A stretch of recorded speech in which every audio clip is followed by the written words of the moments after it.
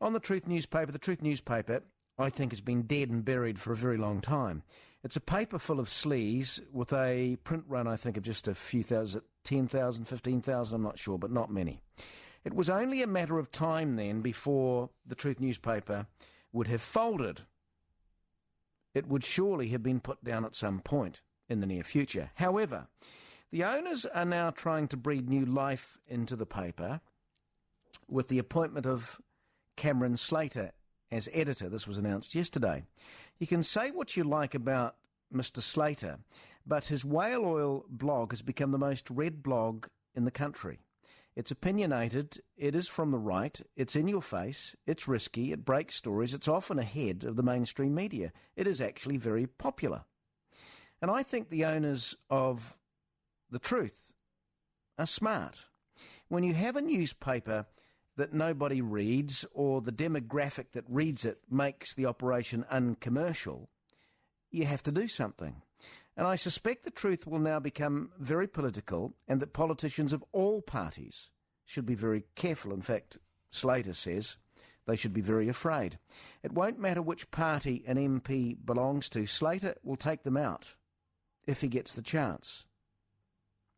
Clearly, The Truth has online intentions, and in that, Slater is a good bet, I think, for The Truth. We'll discuss that in the Huddle in the next hour. Now, Sean, whaleoil.co.nz, Cameron Slater is the new editor of Truth. There is little doubt, I think, that The Truth needed a tune-up. I thought it was about dead and buried, actually. But anyway, a blogger becomes the editor of a newspaper. What do you think is going to happen here? My dad used to work for Truth in its heyday, I'd like to think. I hope that Cameron is more accurate in his reporting truth than when he said I had gate crashed an ACT party function and I wasn't even in Auckland when the thing was on, and he never retracted and apologised. But look, if you want a rip shit and bust tabloid editor, I don't think you can go past Cameron Slater. I don't know what their contingency is going to be for legal bills. But it better be big. Yes.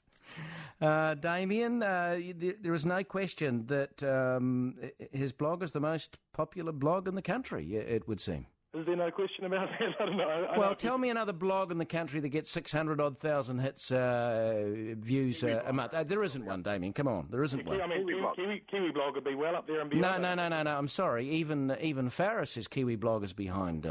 But that's really irrelevant at this point, anyway. Let's, in that case, I think, look, there's no doubt that Cameron Slater, whatever the ranking is, whatever the figures are, has an incredibly successful blog.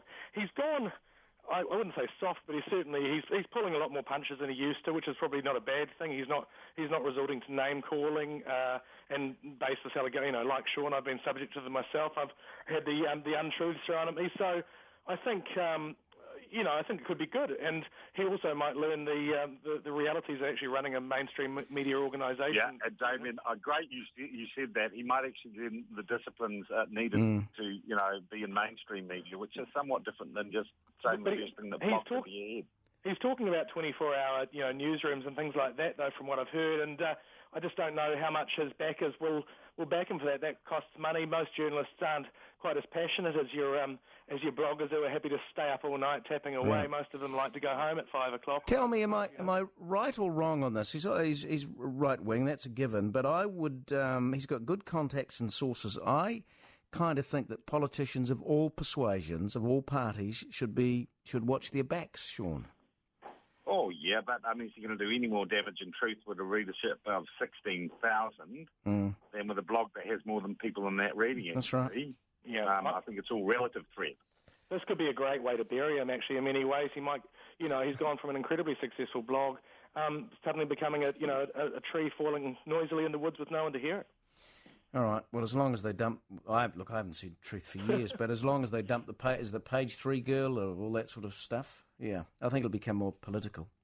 Yeah, no question about that. Thank you, Sean. Good to talk to you again, and thank you, Damien. Damien Christie and Sean Plunkett on The Huddle. It's now 9 to 6.